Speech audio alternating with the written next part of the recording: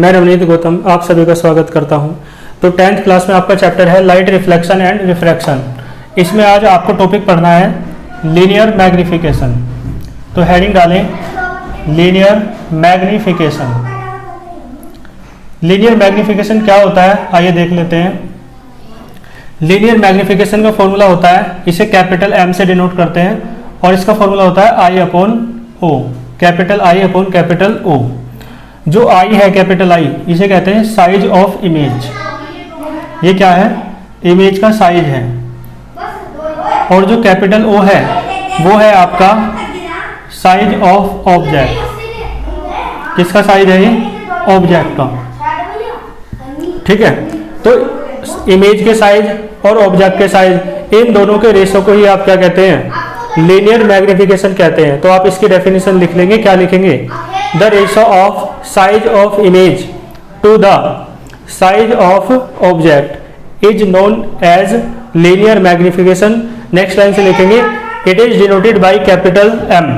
और फिर next line में आपको बताना पड़ेगा आई क्या है, ओ क्या है। तो आप क्या कहेंगे? Let capital I be the size of the image and capital O be the size of the object, then linear magnification. और नेक्स्ट लाइन में आप फॉर्मूला लिखेंगे और बॉक्स में बंद कर देंगे। ठीक है, तो ये लीनियर मैग्निफिकेशन की डेफिनेशन हो गई।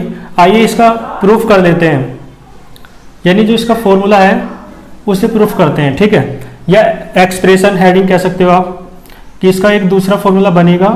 ये तो बाय डेफिनेशन फॉर्मूला था, इसका एक दूसरा फॉर्मूला भी होगा, उसे प्रूफ करते हैं। तो सबसे पहले डायग्राम बना लेते हैं। आप जानते हैं कॉनकेव मिरर होता है और कॉन्वेक्स मिरर होता है। तो कॉनकेव मिरर के लिए कर लेते हैं, दोनों के लिए सेम आएगा फॉर्मूला।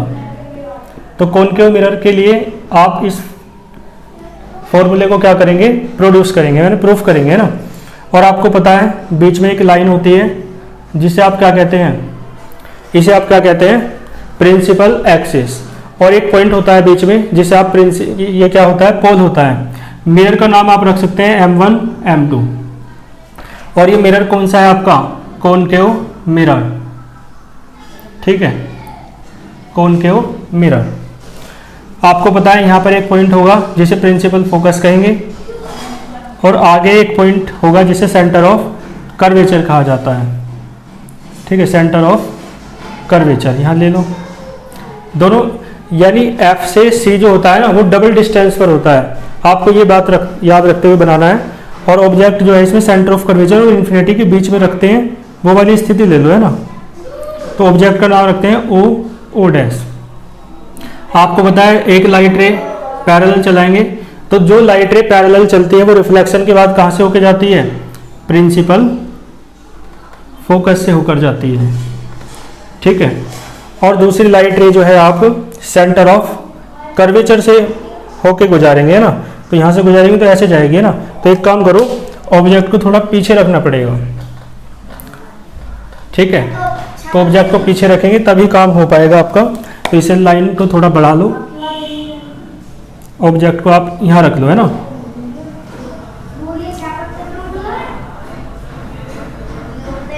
और ऑब्जेक्ट का नाम क्या होता है आप जानते हैं? O dash.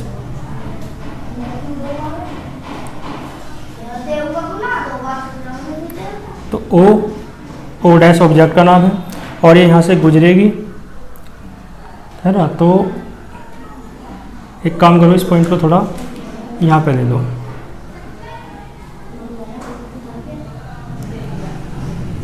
ठीक है, स्केल से खींचना आप लोग। तो आपको बहुत अच्छे से पता है कि जो मतलब थर्ड रूल लगाया है मैंने। थर्ड रूल क्या कहता है? जो लाइटें सेंटर ऑफ कर्वेचर से पास होके जाती है वो रिफ्लेक्शन के बाद विदाउट एनी डेविएशन वापस उसी पाथ से लौट जाती है।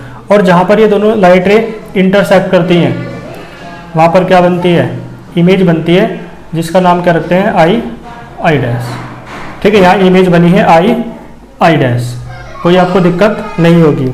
तो ये डायग्राम वही वाला है जब आपकी ऑब्जेक्ट इन्फिनिटी और सेंटर ऑफ कर्वेचर के बीच में रखी थी। ठीक है, तो आप इसे देख लेना।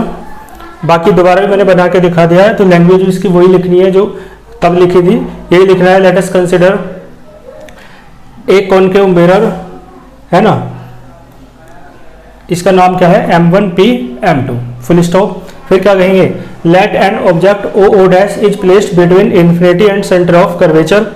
क्लियर है। फिर क्या कहेंगे, द फर्स्ट लाइट रे, अब तक आपकी लैंग्वेज रट चुकी होगी यदि अच्छे से पढ़ रहे हैं आप लोग तो the first light ray parallel to the principal axis passes through the principal focus after the reflection from the concave mirror।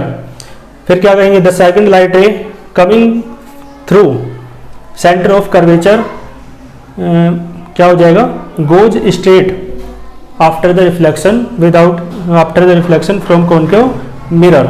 तो क्या है, विदाउट एनी डेविएशन सीधी निकल जाती है। अब आप क्या कहेंगे, where these light rays intersect to each other, जहाँ पर ये दोनों लाइटें एक दूसरे को काटेंगी, इंटरसेक्ट करेंगी, वहाँ पर क्या बन जाएगी, image I dash is formed. Language मुझे बताने की आवश्यकता नहीं है, पहले मैं बता चुका हूँ बहुत अच्छे से। देन है ना, तो देखो तब इसका डेरिवेशन कर लेते हैं। देन देखो इसके डेरिवेशन में एक काम और करना है, इसे ओ डैश को डॉटेड करके पी से मिला देना है ना, इस तरीके से, और आई डैश को भी डॉटेड करके पी से मिला देना है। क्लियर है।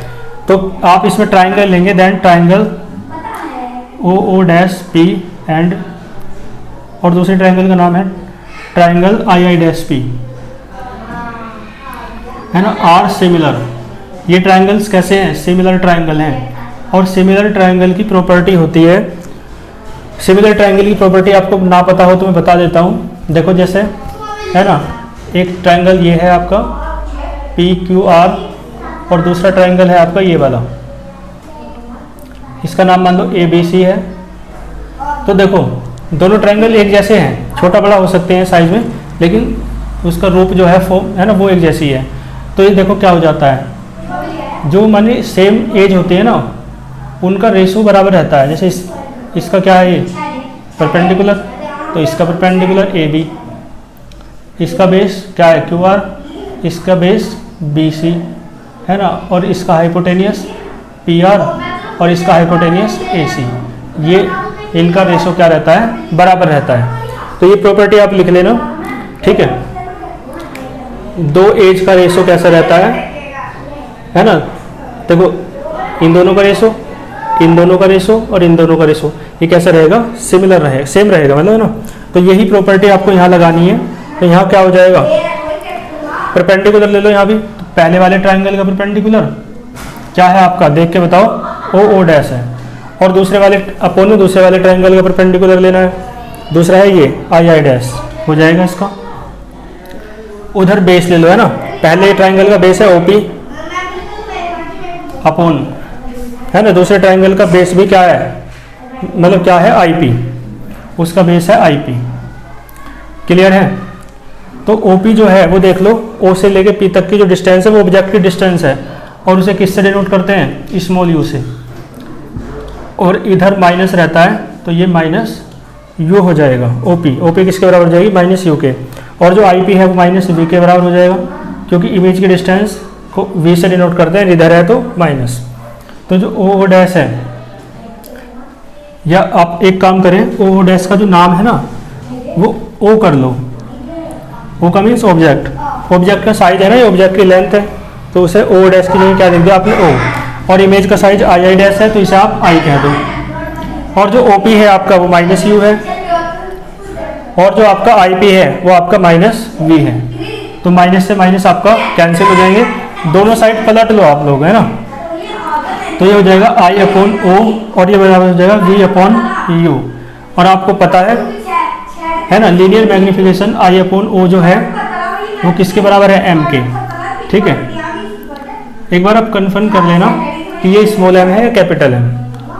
ठीक है, तो एम बराबर किसके होता है, आई अपॉन ओ के। देख लेना, अलग अलग बुक में अलग अलग रहता है ना, आपकी वाली बुक में देख लेना क्या है, स्मॉल एम है या कैपिटल एम, तो जो हो वो लिख लेना। तो आई अपॉन ओ क्या हो जाएगा, स्मॉल एम यानी कि लीनियर मैग्निफिकेशन, और ये किसके बराबर हो जाएगा, वी अपॉन यू के। तो इस प्रकार ये बात क्लियर हुई।